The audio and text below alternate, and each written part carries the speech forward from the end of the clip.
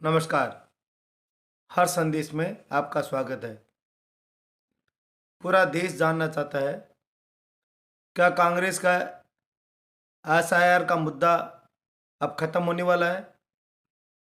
क्या कांग्रेस वापस ईवीएम के मुद्दे को उठाएगी या कांग्रेस को अब प्रियंका गांधी ही चुनौती देगी? इसको लेकर हम चर्चा करते हैं।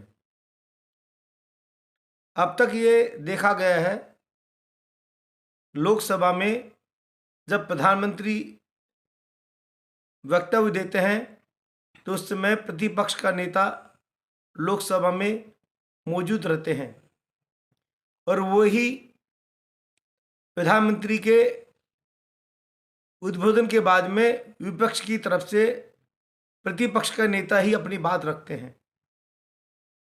पर अभी वंदे मातरम को लेकर जो लोकसभा में बहस हुई, उसमें लोकसभा परिसर में रहने के बावजूद प्रतिपक्ष के नेता राहुल गांधी लोकसभा के अंदर नहीं रहे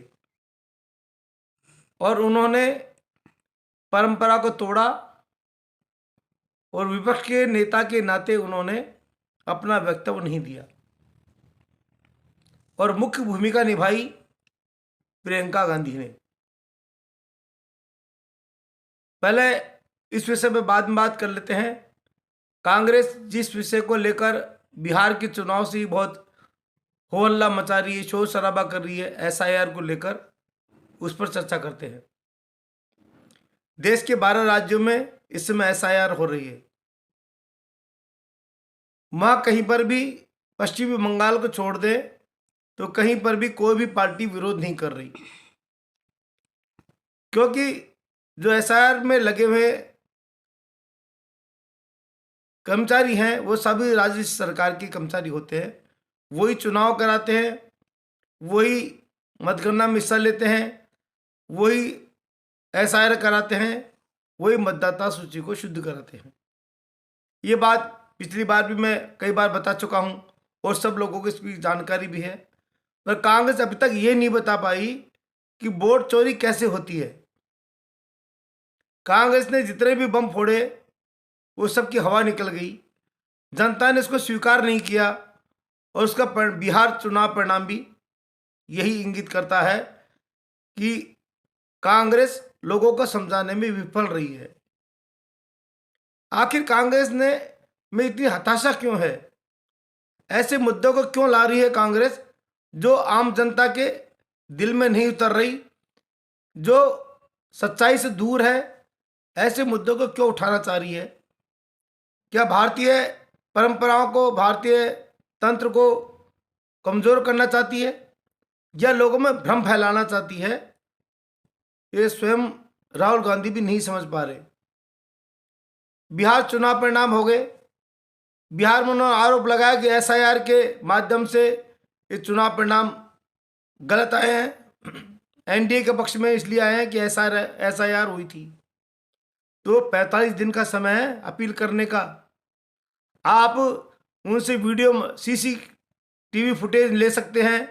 कोई भी पार्टी बिहार चुनाव को लेकर चुनाव आयोग से 45 दिन के भीतर सीसी फुटेज ले सकती हैं, अपनी आपत्ति दर्ज करा सकती हैं।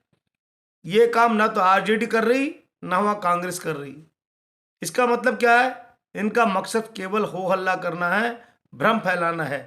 अगर आपको लग रहा है कि सच्चाई है इस बात में, चुनाव आयोग ने चुनाव परिणामों को लेकर गड़बड़ी की है और आपके पास इसके विरुद्ध कोई तथ्य है, तो 45 दिन पूरे होने से पहले पहले चुनाव आयोग में अपील करनी चाहिए, सीसी फुटेज लेने चाहिए। अगर आप 45 दिन भी कुछ नहीं कर पा रहे तो फिर क्या कर पाओगे? तो इसका मतलब यह है कि कांग्रेस के पास में वोट चोरी के कोई ठोस प्रमाण नहीं है। ऐसे प्रमाण नहीं है कि जो आम जनता के गले उतरे। और जैसे जैसे वोट चोरी का इन्होंने हो हल्ला किया, वैसे वैसे सरकारी कर्मचारी कांग्रेस से नाराज होते चले गए। वो इसलिए होते चले गए, अपनी मेहनत से, ईमानदारी से, निष्ठा से वे चुनाव आयोग का काम करते हैं। प्रत्येक राज्य के कर्मचारी ही चुनाव का काम में लगे हुए थे, वही एसआईआर कराते हैं, तो वही मतदान कराते हैं। तो क्या राहुल गांधी सरकारी कर्मचारियों को पर उंगली उठा रहे हैं? इनडायरेक्ट में चुनाव आयोग कोई व्यक्तिगत आकर कोई चुनाव नहीं कराता, वो अपने आदेश जारी करके अपनी शक्तियों का उपयोग करके राज्य कर्मचारियों को चुनाव की व्यवस्था में लगाता है। और जिला कलेक्टर उसका जिला निर्वाचन अधिकारी होता है। तो क्या सारे जिला कलेक्टर वोट चोरी करते हैं? ये ऐसे सवाल हैं जिनके जवाब कांग्रेस के पास नहीं है, और इसलिए धीरे धीरे कांग्रेस का मुद्दा खत्म होता जा रहा है। एक जो नई बात जुड़ी है वो ये जुड़ी है, लोकसभा में प्रियंका गांधी ने बहुत शानदार भाषण दिया। जब राहुल गांधी प्रतिपक्ष के नाते लोकसभा में बोलते हैं तो पता ही नहीं पड़ पाता वो बोल क्या रहे हैं, उनका विषय क्या है और कहना क्या चाहते हैं। उसके लिए तो अलग से कोई दिमाग लगाए तो उसको भी समझ में नहीं आ सकता कि राहुल गांधी क्या चाहते हैं। प्रियंका गांधी के बोलने से ये जरूर लगा कि जो एक धड़ा धीरे धीरे प्रियंका गांधी की तरफ होता जा रहा था, वो अब कांग्रेस में चुनौती देने की स्थिति में खड़ी हो रही है। सोनिया गांधी हमेशा राहुल गांधी को राजनीति में आगे लाने के पक्ष में रही है, क्योंकि इटली में भी ये परंपरा है कि जो लड़के को प्राथमिकता दी जाती है, जो भारतीय परंपरा में पहले ऐसे होता था वैसे ही इटली में होता था। इसलिए उन्होंने प्रियंका गांधी को राजनीति में आगे लाने के बजाय राहुल गांधी को आगे लाए। लेकिन धीरे जब से लोकसभा में प्रियंका गांधी पहुंची है, वो अपनी पकड़ कांग्रेस में बनाती जा रही है। और मुझे तो ये लग रहा है कि कांग्रेस को कोई चुनौती देगा जो प्रियंका गांधी देगी, या तो राहुल गांधी को बैक फुट पे जाना पड़ेगा या फिर कांग्रेस का विभाजन होगा। अब कब होगा ये तक समय बताएगा। धन्यवाद, नमस्कार।